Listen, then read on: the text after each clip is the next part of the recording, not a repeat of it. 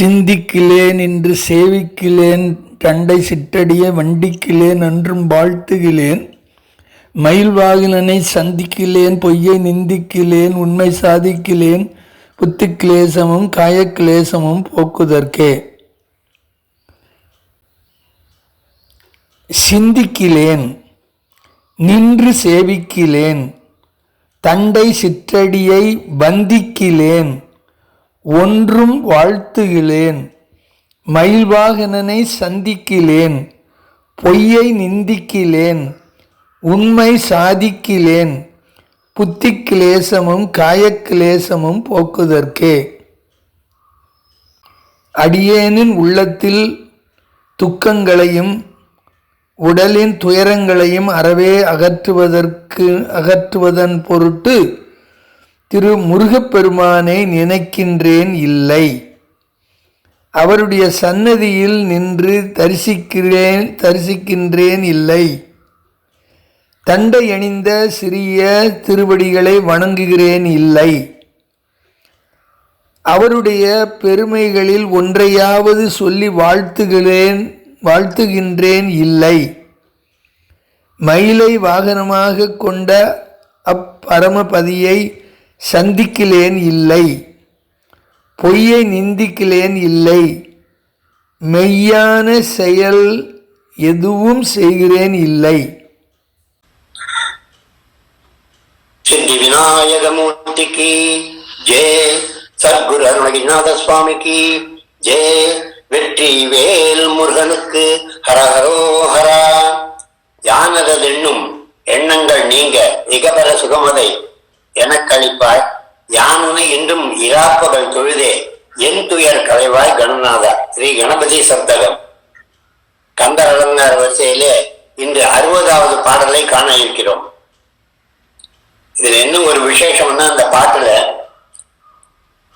சிந்திக்கிலேன் நின்று சேவிக்கிலேன் தண்டை சிற்றடியை வந்திக்கிலேன் ஒன்றும் வாழ்த்துகிலேன் மயில் வாகனனை சந்திக்கிலேன் பொய்யை நிந்திக்கிலேன் உண்மை சாதிக்கிறேன் புத்தி கிளேசமும் காயக்கிளேசமும் போக்குதற்கு. இந்த ஒரு பாட்டு கந்தர் அலங்காரத்துல ஒரு சிறந்த சிகாமணின்னு சொல்லுகின்ற அளவிலே ஒரு சிறப்பான மணின்னு சொன்னா மிக காரணம் என்னன்னா, இதுல முன்னாடி பாடி இருக்கிற 59 பாடலும் இதுக்கு பின்னாடி பாடக்கூடிய 59 பாடலும் அதுல என்ன ரகசியம் இருக்கோ அது அத்தனையும் இந்த பாட்டுக்குள்ள வந்துருச்சு. ஒரே ஒரு பாட்டு கந்தர் அலங்காரம் முழுக்க பாடினா என்ன பலன் கிடைக்குமோ அந்த பலனை கொடுக்கக்கூடிய இந்த பாட்டு. இதுல என்னன்னு கேட்டா, முதல்ல மனம், அதுக்கப்புறம் வாக்கு, அதுக்கப்புறம் காயம். இது இது திருக்கரண சுத்தி அப்படின்னு சொல்லுவாங்க. ஒருத்தருக்கு திருக்கரண சுத்தி இருந்தா இறைவனை அடைய முடியும். திருக்கரண சுத்தி அப்படி என்னன்னு சொன்னா, மனம் மொழி மெய். மெய்னா உடம்பு, மொழினா வாக்கு, மனம்.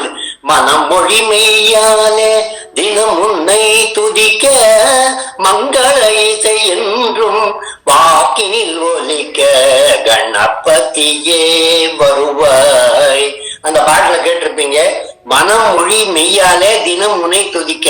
மனம் ஆகியது மனத்தை சிந்திக்க வைக்கிறது. முதல்ல மனத்தை தான் சுவாமி பண்ணி மனத்திலே வானடை கால் கணல் புனருடன் புவி கூடியது ஓர் உடல் வடிவு கொண்டு அதிலே 13 வகையாலே 91 தத்துவத்தை கொண்டு இந்த உடம்ப ஆக்கி கொடுத்துக்கிறான் ஆண்டவன். முதல்ல பண்ணினது மனம். அந்த மனம் தான் சித்தம். அந்த சித்தம் தான் சிந்திக்கிறது. அதனால அந்த சித்தத்திலே நான் சிந்திக்கிறேன் அப்படின்னு சொன்னார். இது என்னன்னா, அந்த பாட்டுல முன்னாடியிலேருந்து வரத்துக்கு பதிலாக பின்னாடியிலேருந்து வந்தா பொருள் ரொம்ப சீக்கிரமா விளங்கிடும். இதுல என்ன அர்த்தம் அப்படின்னா, பின்னாடி கொடுத்திருக்கிறது புத்தி கிளேசமும் காயக்கிளேசமும் அப்படின்னு கொடுத்திருக்கிறார். இந்த புத்தி கிளேசம் அப்படின்னு என்னன்னு கேட்டா, மனக்கவலை, புத்தி தடுமாற்றம், நம்பிக்கை இல்லாமை, மயக்க அறிவு, அச்சத்தன்மை, மனச்சலனம், இந்த 6ம் புத்தி கிளேசம். புத்தி கிளேசம்னா புத்தியில என்னென்ன வரும்னா பைத்தியகாரத்தனம் வரும். மனக்கவலை ஏற்பட்டா நம்ம ஆண்டவனை சிந்திக்க முடியாது. புத்தி தடுமாற்றம் ஏற்பட்டா ஆண்டவனை சிந்திக்க முடியாது. நம்பிக்கையே இல்லை இறைவன்ட்டனா அவனை சிந்திக்க முடியாது. மயக்க அறிவு, நமக்கு பலவிதமான உலக மயக்கத்துல ஏதாவது அந்த மண்ணாசை பெண்ணாசை பொன்னாசை சொல்றாங்க. இந்த மயக்க அறிவு இருந்தால் இறைவனை சிந்திக்க முடியாது. அச்சத்தன்மை, ஐயோ 4 பேர் அடிச்சுடுவாங்களோ, கோவில போய் பூஜை பண்ண முடியாது, ஆண்டவனை திங்க் பண்ண முடியாத ஒரு நிலைமையை ஏற்படுத்தக்கூடியது அச்சத்தன்மை, பயம், மனச்சலனம். நான் பண்ணினா நடக்குமா நடக்காதாங்கிற சந்தேகம் பிடிச்சது இந்த சலனம். இதெல்லாம் இருந்தா அது ஆண்டவனை தொட விடாது. இதுக்கு எல்லாத்துக்கும் புத்தி கிளேசம் ஒரே ஒரு வார்த்தையை வச்சு இந்த 6 விதமான மனோபாவனையை சேர்த்திருக்கிறார் அருணகிரிநாதர். இதை எல்லாத்தையும் தனித்தனியா ஒரு பாடல்ல கந்தரநாதர் முதல்ல பாடிக்கிட்டே வந்தார். இந்த மனக்கிலேசம் தான், மனத்துல தடுமாற்றம் தான், மனத்தில் நம்பிக்கை இல்லாத ஏழைகளுக்கு கொடுப்பதில்லை, தான தர்மம், இதெல்லாமே அதுக்குள்ளதான் வருது. இந்த மனத்தை வச்சுதான், புத்தியை வச்சுதான் எல்லாமே நடக்குது. இந்த மனத்தை கண்ட்ரோல்ல வச்சுக்க முடியல, மனக்கவலை இருக்கிறது, தடுமாற்றம், நம்பிக்கையின்மை, மயக்க அறிவு, அச்சத்தன்மை, மனச்சலனம், இதெல்லாமா சேர்ந்து புத்தி கிலேசம். இந்த புத்தி கிலேசமும் காய கிலேசம்னா சரீரம். இந்த சரீரம் இருந்தா தான் அது புத்தி வேலை செய்யும். தூங்கினா ஒண்ணுமே புத்தி வேலை செய்யறது இல்லை.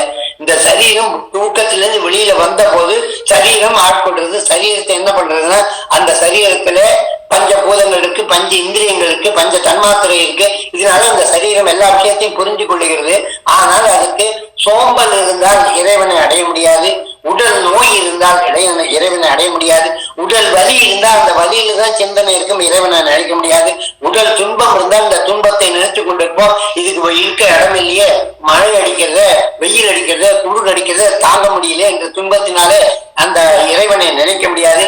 வயோதிகம் வந்தால் ரொம்ப வயோதிகம் பார்த்து ஒண்ணுமே தெரியலாம், மறந்து போச்சு குழந்தை போல. அப்படி இருக்கிறதுனால இறைவனை அனுபவிக்க முடியாது. இந்திரியங்கள் செயல்படாமை, அந்த இந்திரியங்கள்லாம் கண்ணு போச்சு, காது போச்சு, கேட்க முடியல, வாயில சுவை இல்லை, சாப்பிட முடியல, இந்த மாதிரி தொல்லைகள் எல்லாம் இருந்தா இறைவனை அனுபவிக்க முடியாது. இதுக்கு காயக்கிலேசம்னு பேரு. இந்த இத்தனை விஷயத்தான் இந்த அவ்வளவு பாட்டுலையும் அருணகிரிநாதர் 108 அலங்காரத்திலையும் இந்த விஷயத்தை தான் போட்டு இருக்கிறார். இந்த புத்தி கிலேசமும் காய கிலேசமும் நமக்கு போக வேண்டும் என்றால் என்ன செய்யணும்னா, அந்த புத்தியிலே முதல்ல பகவானை சிந்திக்க வேண்டும். சிந்திக்கிறது என்ன சொன்னா, என் சிந்தையம் குலம் புகுந்து சந்ததம் புகழ்ந்து விழுந்து செம்பதம் பணிந்து என்று மொழிவாயே. சிந்தைக்குள்ள புகுந்தா உன்னை நினைச்சு உன் திருப்பாதத்தை நான் நினைப்பேன்னு சந்தனத்தில் நினைந்துன்னு ஒரு பாடல்ல அருணகிரிநாதர் பேசிக்கிறார்.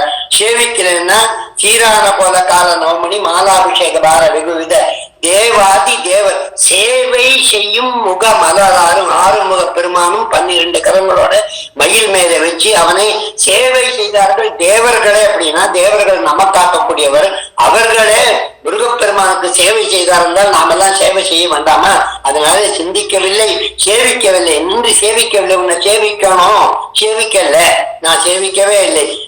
அந்த பாடல்ல சீரான போல கால நவமணி என்கின்ற ராலிமலை பாடல்ல அதை சொல்லிக்கிறார். தேவை செய்யும் முகமாதாரம் தண்டையாம் சிற்றடியே வந்திக்கலை வந்தனை செய்தும் சரண நம்புதல் புரிந்து அருள் வந்தனு தினம் தனிலும் நெஞ்சின் நினைவின்படி வரம் தர உவந்தருள் இடம் பெறுவது அன்றி நெடு வனை வீசிய வஞ்சவிழி சென்றல் உருக்கின்ற பொழுது உன் குமர கந்தா என நன்கு அறையவும் தெளிவு தந்து உயிர் வருந்து பயமும் தனிமையும் தவிர அஞ்சல் என வரவேணுமேனு முருகனே. இந்த பயம் தீர்க்க மன கிளேசம் தீர்ப்பதற்காக முருகனை கூப்பிடுவதற்கு அவன் தண்டை சிற்றடியே வணங்குதல் வேண்டும். அது நான் செய்யவில்லை. ஒன்றும் வாழ்த்துகிறேன். முருகனை வாழ்த்தி பார்க்கணும். வாக்கும் உனதருள் நோக்கும் அருளுவன் ஏத்த புகழ் அடியாற்றும் எளியனை வாழ்த்த இருவினை நீக்கும். முருகனை மறவேணும்னு உன்னை மறந்து போகக்கூடாது. ஞாபகத்தில் உன்னை வச்சுக் கொள்ள வேண்டும். புத்தியில உன்னை நினைச்சுக் கொள்ள வேண்டும். உன்னை வாழ்த்த வேண்டும். நீ செய்து இந்த உடல்ல இத்தனை துன்பங்கள் ஏற்படுகிறது. அந்த அத்தனை துன்பங்களும் வராமை நம்ம என்றென்றும் காப்பாற்றிக் கொண்டிருக்கிறோம் பின்னால் இருந்து ஆண்டவன். அதை நமக்கு தெரியறதில்லை, அதுக்கு நன்றி சொல்லுவதில்லை. ஆகையினாலே ஒன்றும் வாழ்த்தில ஏதாவது ஒரு காரியத்துக்காக முருகனை நாம வாழ்த்த வேண்டும். நாம் வாழ்த்தவில்லையே. மயில் வாகனனை சந்திக்கல. இப்படி எல்லாம் வரிசையா சிந்தித்தும் சேவித்தும் அவன் தண்டை திட்டடியை வந்தித்தும் அவனை வாழ்த்தியும் இருந்தால் அவனை சந்திக்க நேரிடும். முருகப்பெருமான் வாகனனை மயில் வாகனனை சந்திக்க நேரிடும். சந்திக்கிறதுனா ஒன்று கொண்டா நேராக பார்க்கிறது, கடாட்சம் ஏற்படுகிறது. முருகனுடைய பிரத்யக்ஷாகாரம் கிடைப்பது சந்திக்க நேரிடும். எது செஞ்சா? அவனை சிந்தித்தால், அவனை சேவித்தால், அவன் சிற்றடியை வந்தித்தால், அவனை ஒன்று சொல்லியாவது வாழ்த்தினால் அந்த மயில் வாகனனை சந்திக்க ஏற்படும். சந்திப்போம்னா 2 பேரும் சேர்ந்து பார்ப்போம். சந்திக்கிறது. பொய்யை நிந்திக்கிறேன், இந்த ஆண்டவன் வரமாட்டான்னு நிறைய பேர் பொய் சொல்லுவாங்க. அந்த பொய்யை நான் பொய் கிடையாது, உண்மையை ஆண்டவன் இருக்கிறான், உண்மையை சாதிக்க வேண்டும். மயில்வாகனை சந்திக்கிறேன், இந்த சடமுடன் உயிர்நிலை பெற நளினம் பொற்கழலினைகளில் மறுமலர் கொடு என் சித்தமும் மனம் உருகி நல் சுருதியின் முறையோட சந்தித்து அரகரா சிவசிவா சரணன முருகப்பெருமானை சந்தித்து அரகரா சிவசிவா சரணம் என்று அருள்கிறார். அங்கே நாட்டிய காட்சியாக அருள்காரன் முருகப்பெருமானை பார்க்கின்றார். அங்கே சந்திப்பு ஏற்படுகிறது. அது அப்ப புத்திக்கிலே பொய்யையும் நிந்திக்கிறேன், உண்மையை சாதிக்கிறேன், பொய்யும் அகலாத மெய்யும் உய்யும் வகை யோகத்தணுகாதே உள்ளறிவு பேசி அல்லல் படுவேன் நல்ல இருத்தாளில் புணர்வாயே என்று ஒரு பாட்டுல பொய்யும் இல்லை, பொய்யை மறந்து உண்மையை சாதிக்க வேண்டும். அப்படின்னா எறும்பு முதல் யானை கடை ஈசனை பூஜிச்சது இந்த பூலோகத்துல. இரும்பு பூஜை பண்ணின இடம் எறும்பூர்னு பேரு, யானை பூஜை பண்ண இடம் திருவானைக்காவல்னு பேரு. இந்த மாதிரி கடுப்பு நண்டு பூஜை செஞ்சுது, குரங்கு பூஜை செஞ்சுச்சு திருவானையூர்ல, இப்படி நாகம் பூஜை செஞ்சது திருநாகூர்ல. இப்படி எல்லா இடத்துலயும் மிருகங்கள் எல்லாம் எறும்பு முதல் யானை கடை ஈசனை பூஜித்து பெருங்கடி கதி கண்டும் தேரார் பேய்கள் அருள் தெய்வம் உண்டென்பர் இல்லென்பர் வையத்துள் அழகையாக வைக்கப்படும். வாழ்ந்து கொண்டே பேய் அப்படின்னு சொல்லுவாங்க மனுஷால. ஏன்னா இறைவனை நம்பல.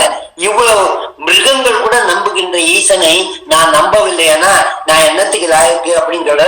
ஆகையினாலே நாம் அவனை நம்ப வேண்டும். அதை உண்மையை நாம் என்றைக்கும் சாதிக்க வேண்டும். இறைவன் உண்டு என்ற நம்பிக்கை, அந்த உண்மையை, அந்த மெய்யறிவை உணர வேண்டும். அதனால பொய்யாகிய இந்த பொய் வாழ்க்கையை நம்பாமல், அழிந்து போகக்கூடிய இந்த சரீரத்தை நம்பாமல் ஆத்மா உண்மை என்பதை உணர்ந்து அதற்கு மெய்யறிவை கொடுக்கக்கூடிய இறைவனுடைய திருவடியை மனதில வைக்க வேண்டும். இந்த முக்கியமான கருத்தை தான் இந்த கந்தகாலங்காரம் முழுக்க கொடுத்திருக்கிறார். இறைவனுடைய திருவடியை மனக்கவலை ஏதுமின்றி உனக்கடிமையை புரிந்து வகைக்கு மனு நூல் விஷங்கள் தவறாத எந்த நூலையும் நீ படிக்க வேண்டாம். தன்னுடைய மனோரதங்கள் எல்லாம் பூர்த்தியாக இறைவனுடைய திருவடியை நீ சிந்திக்க வேண்டும் என்பதுதான் இங்க எடுத்துக் கொடுத்திருக்காரு.